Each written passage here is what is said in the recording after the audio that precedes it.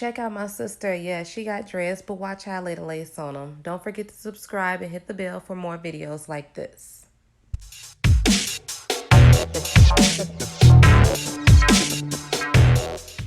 We've been on a tragedy for months. Why can't you agree with me for once?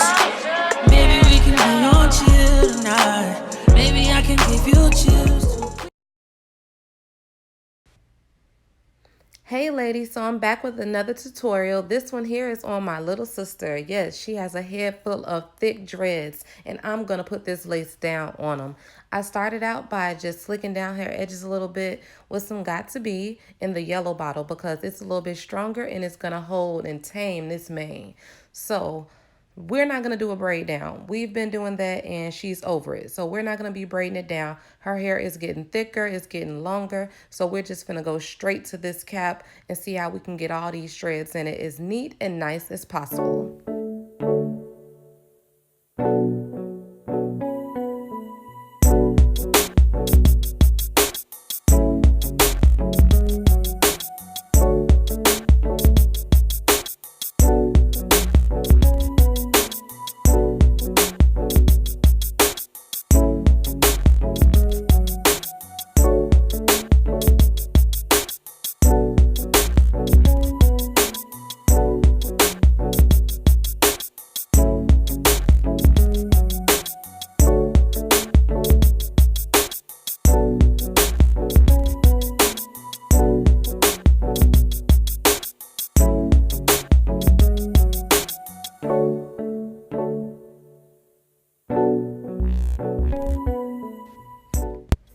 So the little barrier of Got To Be that you put on beforehand is going to help keep her edges back as far as possible and protect it up underneath this cap.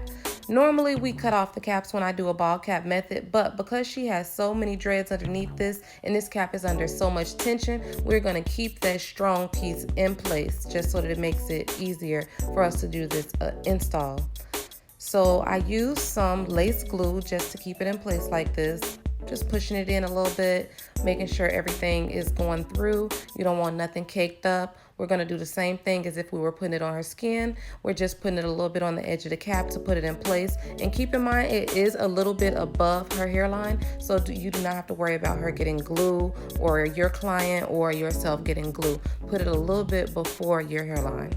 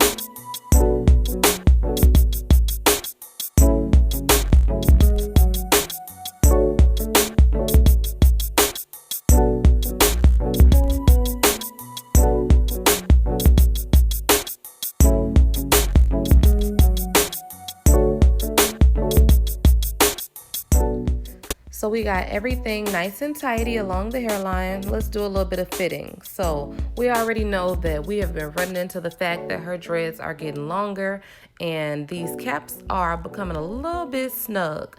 So this is an average cap. Of course, we'll be using my line's larger cap going forward or either doing custom handmade wigs. You can check out one of my prior videos. I'll leave the link down below in the description box so you can see how to do some handmade wigs if you are good at stitching or if you want to work on your stitching. So here we're just trying to make sure that this cap is fitting, and yes, we are tucking and tucking, just making sure it's in the right place, and it looks like we got it in a perfect placing. But this is the last time we will use an average cap. We will be using a large cap in the future, so check out the rest of this fitting.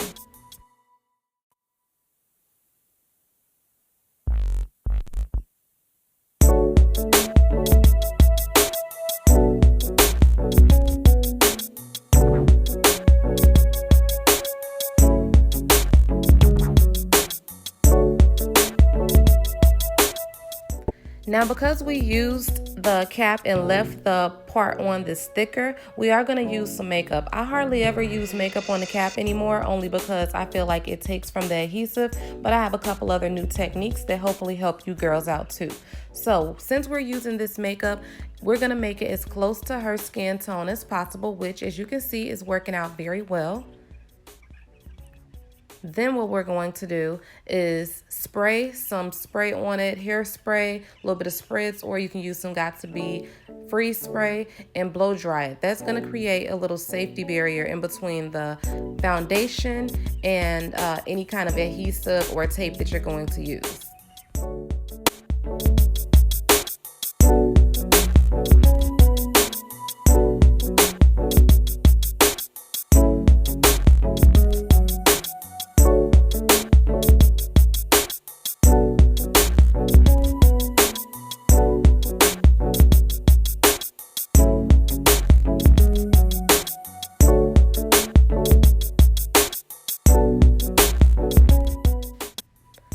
Once that's all taken care of and dry, I'm using Walker Lace Unit tape.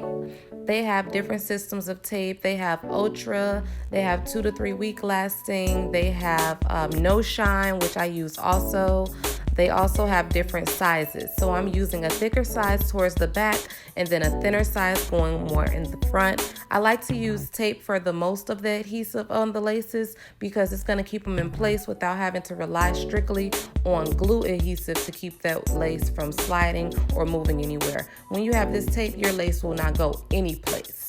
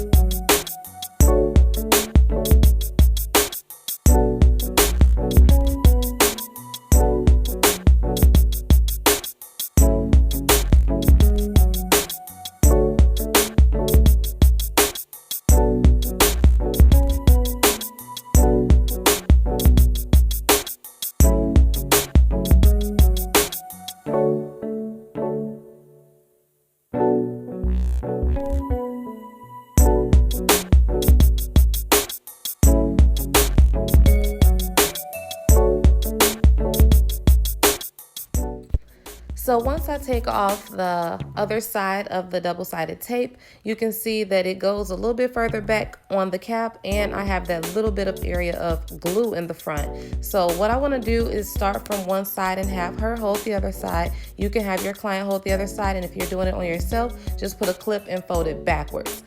Now I'm placing the lace as close and as on point to that edge as possible where we actually put the glue.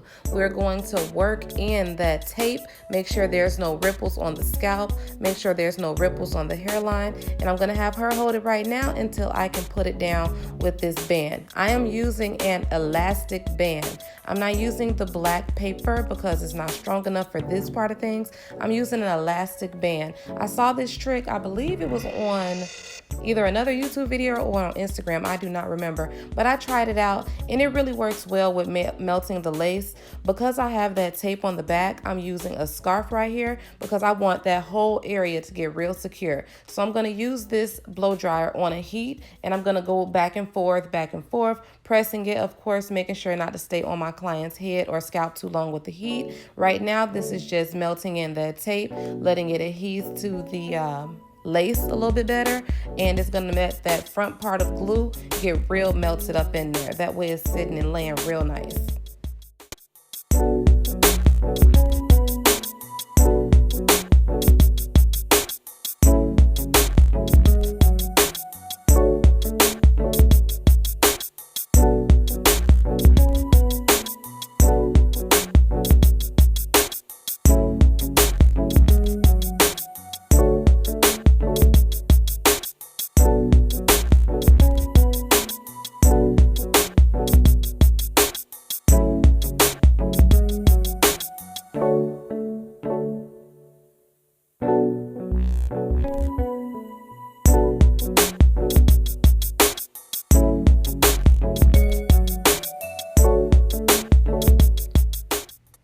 Now with this wig, because we were really pushing the limit, making sure that it fit properly, and because she has so much hair underneath it, I want to make sure it's not moving. We have the tape and that's good, but I want to make sure it's not lifting in the back or on the side. So I'm putting about 2-3 stitches on one side, 2-3 stitches on the other side, and a couple times doing the same thing in the back. So we did it on the back and the sides, and then we're working on the tape in the front with the glue, making sure everything stays in place. And she actually had this install for about 2 weeks, and she took it off, not because it was coming off, but she just chose to take it off so that she can get back to her natural.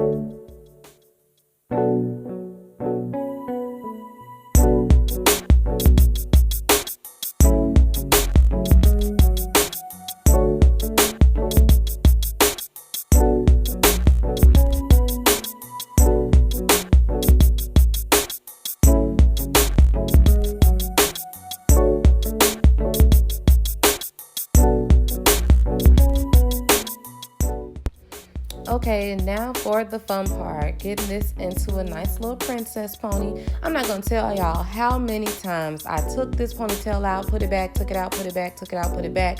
I kept getting it to the side for whatever reason. Like I never did a ponytail on nobody. I don't know what was going on, but I finally got it in the right position, and then I was able to do my thing.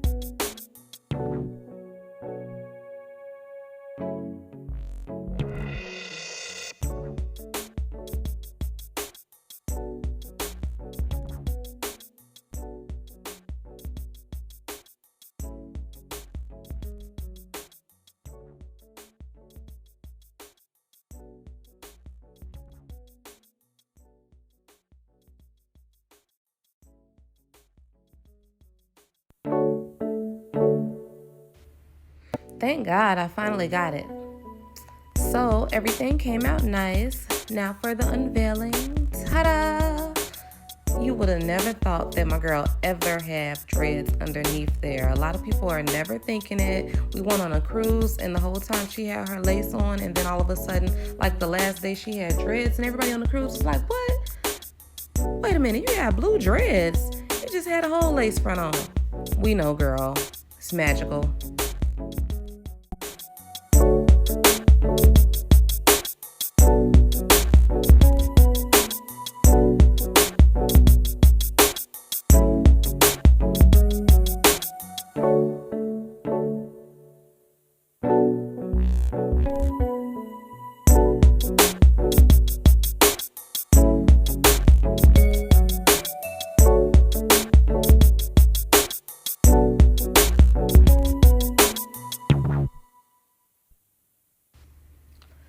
So let me know what you guys think. I like it. Came out pretty good. Came out pretty nice. Sometimes I feel some kind of iffy. Every time you do something, you're going to feel some kind of way about what you do. Always like it could be more and more perfect. But I really feel like it came out nice. She loved it. Her man loved it. My nephews loved it. So that's all that matters, as long as my client is happy. And I think it came out really, really great. So y'all let me know what y'all think below. Leave a couple of comments. Let me know what kind of stuff you want to see before. If you think it can't be done as far as the laces are concerned, let me know about it. And I do a couple other things. So let me know what you're looking for. Thanks so much for watching, guys. Don't forget to subscribe, like the video, comment, hit the bell, all that. Share it on your socials too. Talk to y'all later.